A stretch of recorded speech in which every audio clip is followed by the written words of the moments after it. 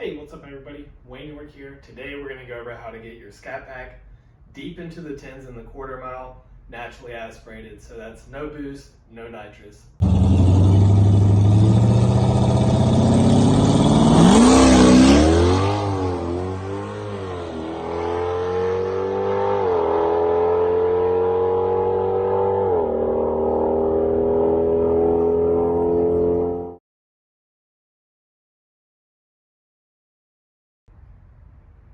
Alright guys, so that video clip was from Torad Mac. As you can see, make sure to check him out on YouTube and Instagram. He really doesn't post all that often, but he's one of the few with an NA setup running well into the tens. That's actually an old video. His cars ran a lot faster since then, but I'm not sure if he wants all the times in his business out there. So I'm not going to get into it, but no, his car is very fast and is doing even better now. So I actually picked up the current hood on this car. I actually got from him as well. But there are a couple main points I want to hit on today's video. We're going to go over the intake choice, your cam, and the valve train upgrades. We're also going to hit on the heads, your engine's compression, and what type of fuel you run on it. Then we're also going to go into all the bolt-on modifications, as well as your driveline and suspension parts. Alright, so for your intake manifold setup, I narrowed it down to 3 options. The first one is going to be your factory 6.4 intake manifold, just ported. Easy to do yourself with some Dremel tools. And there really isn't a ton of material you can even take out of it if you don't trust yourself doing it. Modern Muscle Extreme, they do sell these pre-ported.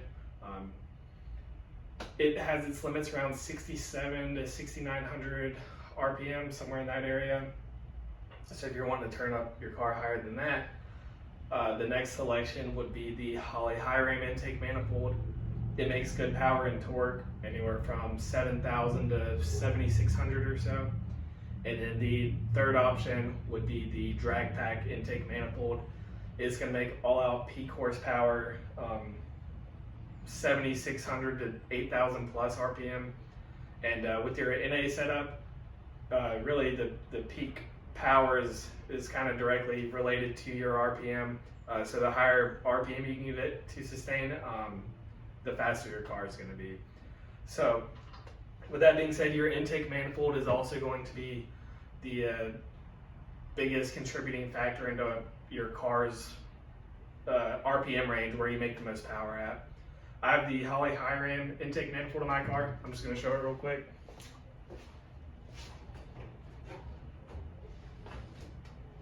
So with the high ram or the drag pack intake, you're not going to fit the factory hood. You're either going to have to cut a big hole in it and have the intake poking through, or get something like I got here, a big cowl hood, in order to clear it.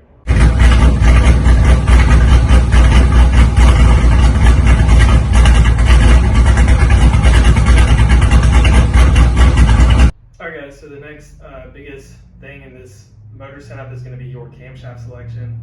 For all-out peak RPM power performance, you're going to want pretty much the biggest cam you can get in here with the tight LSA or lobe separation angle, and that's going to pair really well with the drag pack or high ram intake manifold. Most of the off-the-shelf cams that a lot of the places have for sale are going to pair better with the factory 6.4 intake manifold. Pretty much the more piston valve relief you have, the larger cam you can run. So with that being said, I would get a custom cam set up for high RPMs, get with Byron over at Modern Muscle Extreme, and get a custom cut cam for your setup specifically. Alright, so probably the most important thing on your head and cam build is going to be your valve train upgrades for this higher RPM. You want to make sure that you don't go with too light of a valve spring, or else it can float.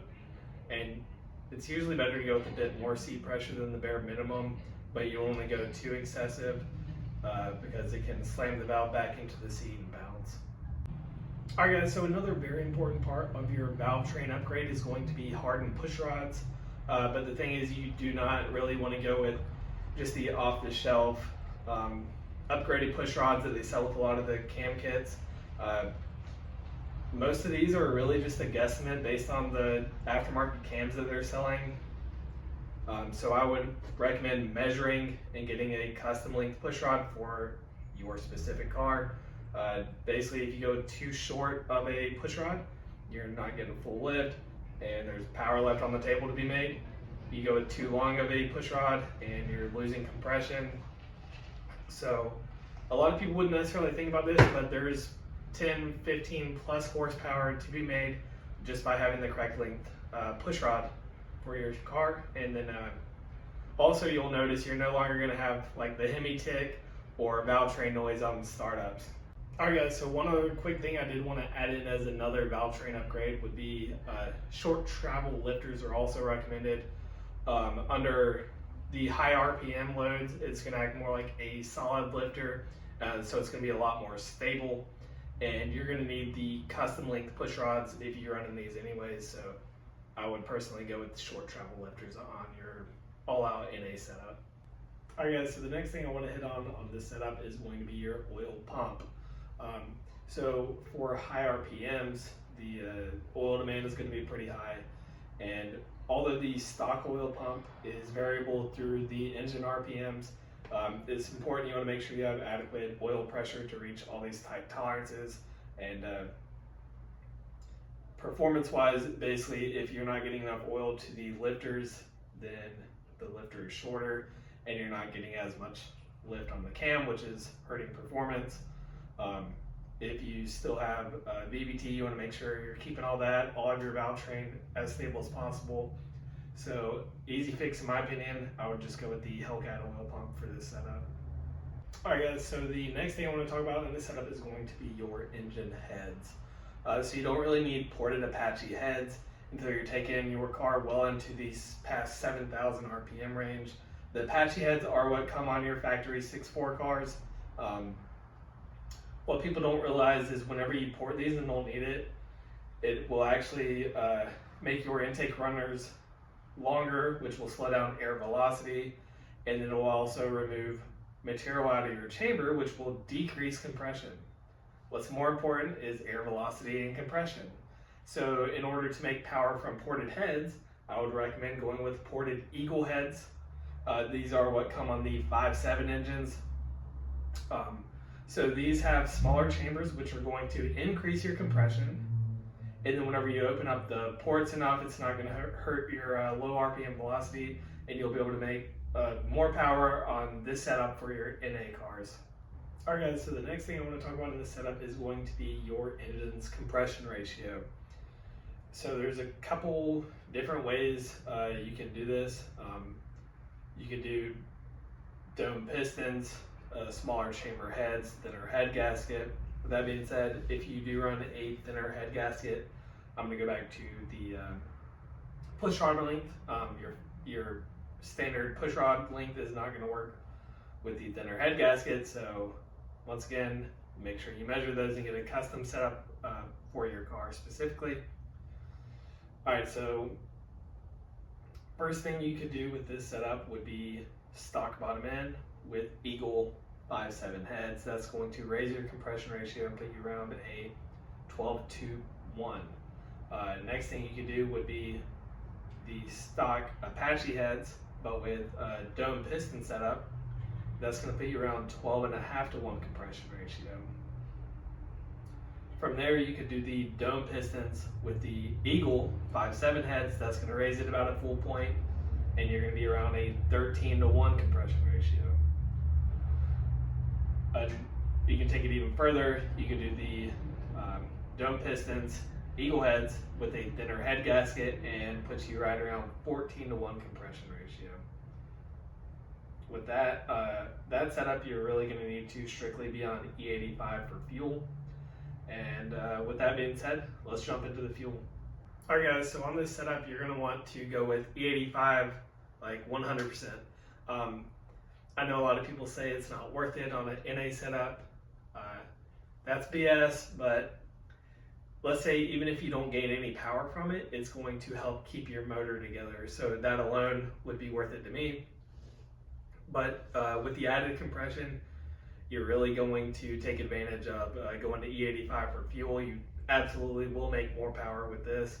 And one thing I do, so here in Charleston, we really have a pretty good E85 straight out of the pumps. You can get a test kit, and every time I've tested it here locally, it's always been like 80% plus, which is really good compared to a lot of other places. If you don't have it as good, you can buy VP fuels.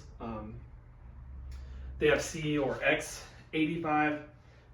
One thing I do is whenever I go to the track, I get their X98, 98% ethanol, and I usually just mix in like 2 to 3 gallons of this whenever I'm going to the track, just to make sure the ethanol content is E85 or better. But like I said, it's normally pretty good.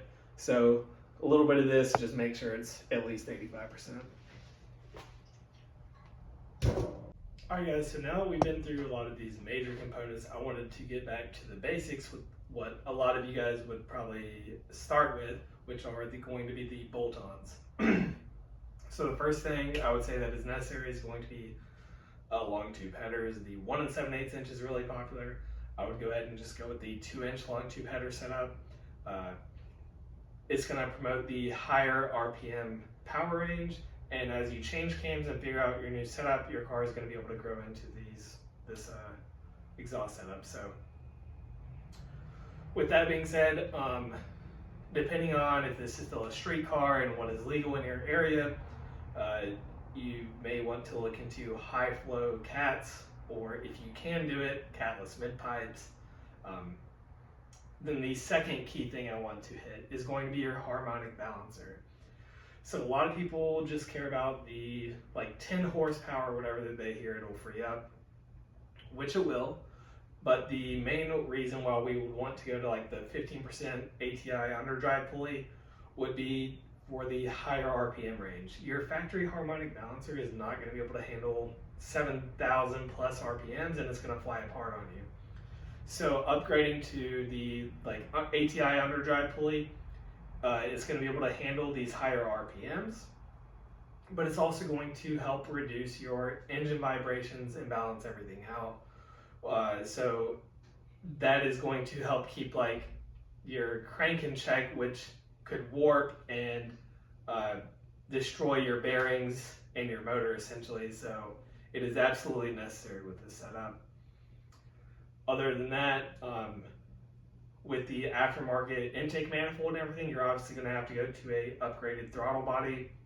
I'm not going to get into the sizing and everything. Your specific setup's kind of going to be more dependent on how much airflow you need. So that's kind of a basic upgrade you're going to also have to do, but that's pretty much it for the bolt-on stuff. Alright guys, so one last thing I wanted to hit on as far as the motor goes would be a stroker kit. You can do all the previous stuff we talked about and then gain another 40 plus wheel horsepower and torque with a stroker engine.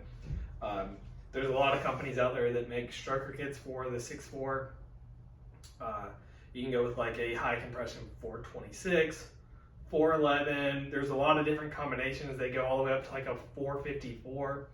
I know MMX has the 454 stroker kit based off the 6.4 motor, and that's around like an 11.5 to 1 compression ratio.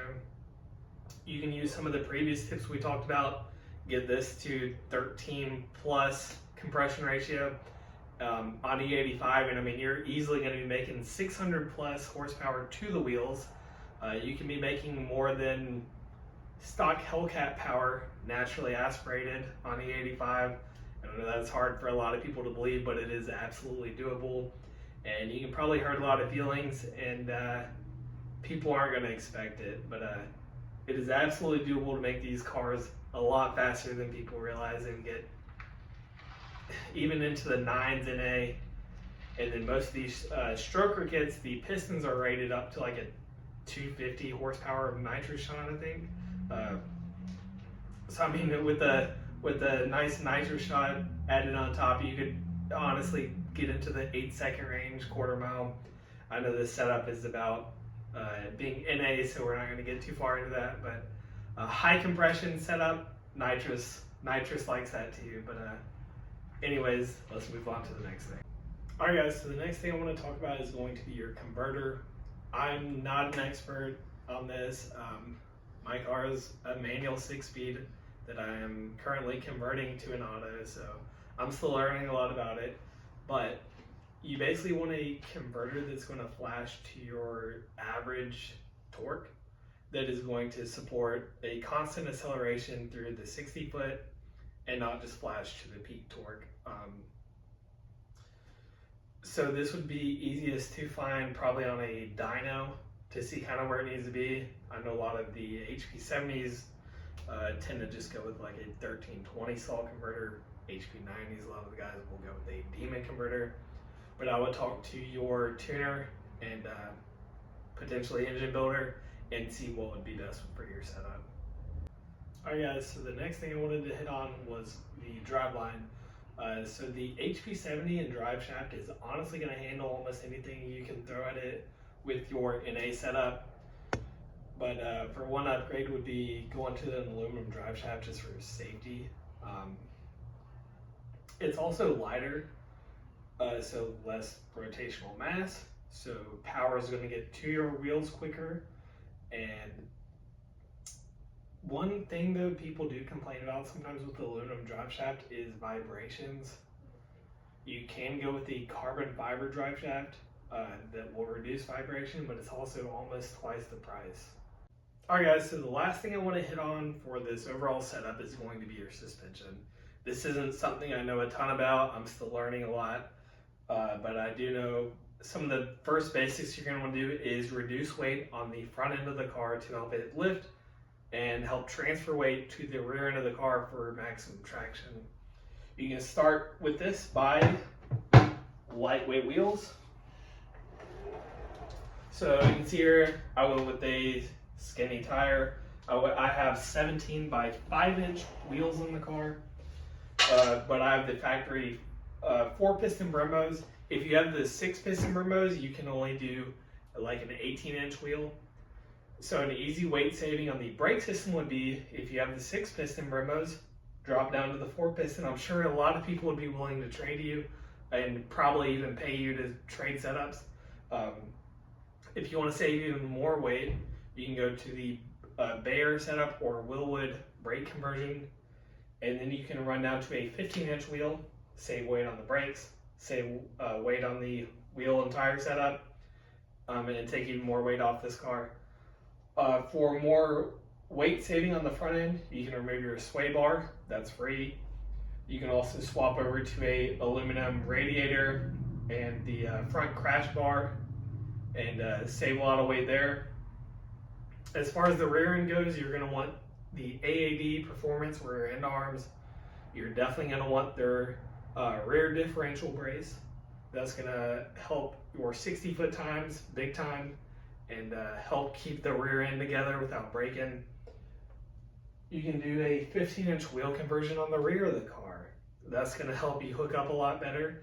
And in the long run, it also even saves money because typically the tires for your 15-inch wheel setup is a lot cheaper. If you really want to set up for drag racing, you're probably going to want to go with the double adjustable shocks. I run the Viking double adjustable shocks on the rear end of my car, so you can individually change the compression and rebound on that setup. There's also drag racing coilovers that are available. That setup's kind of more expensive. I don't know a ton about the suspension, so I'm not going to talk on it too much, but it is absolutely something to look into and do some research on to help your 60-foot out big time.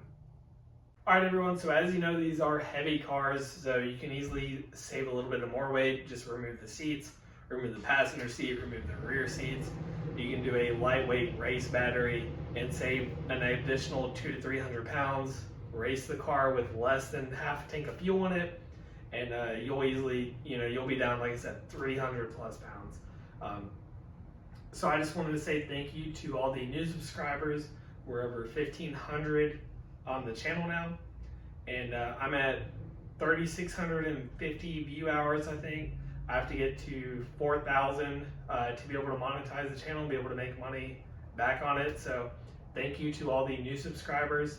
If you like the video, please give it a like, share it with your friends, and stay tuned. We'll be coming out with new stuff soon, so thanks for watching.